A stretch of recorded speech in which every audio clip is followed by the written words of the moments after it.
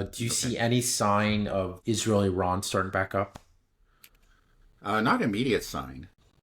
I think, again, Israel, I don't think anybody has actually contradicted this, but Israel was really, and the U.S. were the ones that wanted to end this war.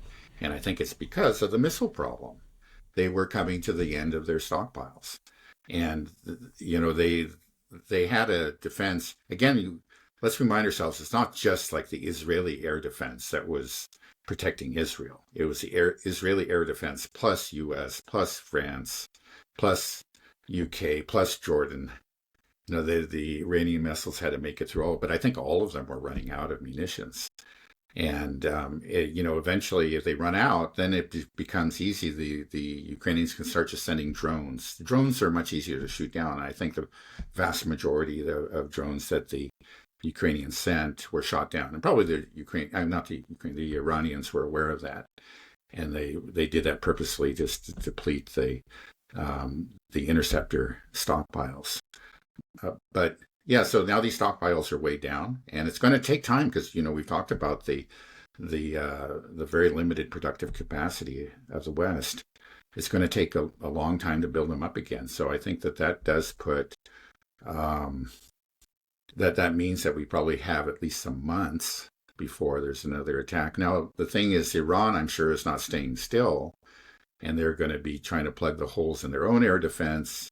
Maybe it's going to be harder to do that because it was a more limited, a weaker system to begin with. We've learned and was clearly to some significant degree degraded by the Israelis. But they don't need air defense as much as the Israelis do because they're a much larger country, and they can take many more blows than Israel can. Israel is a small country, and we saw that so like every blow, that every missile impact has much more of an overall impact, on the economy, on the psyche, on the military within Israel than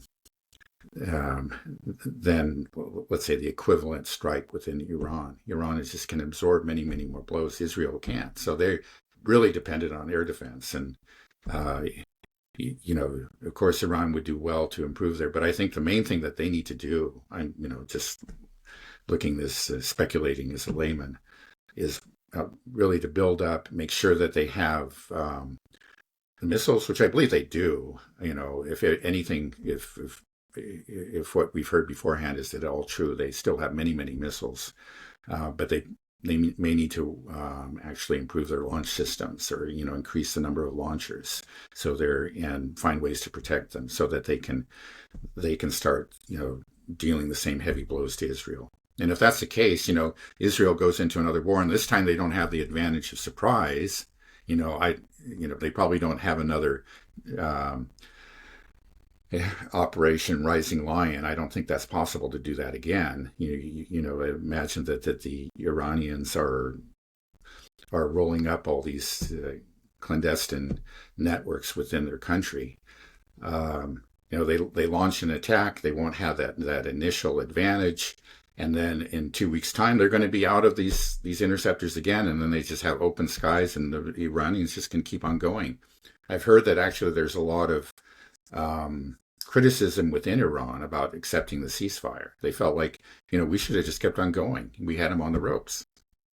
That's what yeah, I mean, that's how I think most of the world felt, to be honest. And, it's not our position to say, Iran's a sovereign Yeah. country and it was getting hit and it would suffer a Yeah. very So, devastating blow at the beginning. But it was just, to be able to see Israel get a taste of its own medicine was, I think it was something that the whole world needed. right. And we want to see more of it. But, like you're right. Israel and the United States, they're the ones that called it off. That should mean that they should be afraid to start it back up. But that they want to, but they just Right. don't have the means. So I'm just worried that they're just scheming. I know they're racing 24/7, coming up with all types of plans. What Yeah. can we do? What can we do? Okay, we Well, can't I do it mean, this way. they've There's shown some other that, way.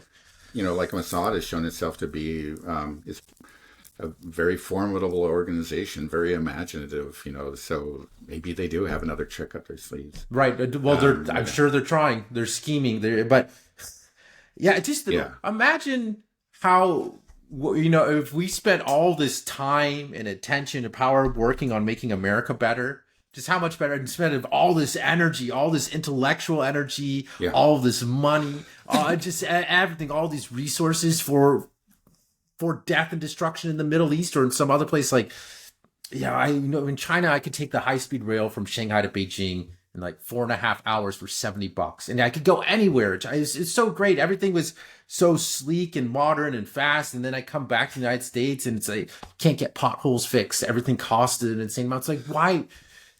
Why? Why don't we invest here? Spend all Yeah. that Right. intention, all that brain power, all that scheming, just to make life better for us Americans. Like that's your job. It's so frustrating. I'm getting so pissed, and I know that this is a sentiment that is being shared by more and more Americans every day. And it's just, I want to see change. I don't see any change, so I guess I want to see collapse at this point.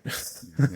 Yeah. When you see the same thing in Europe, it's clear that the common people in Europe do not want so many resources being devoted to the war.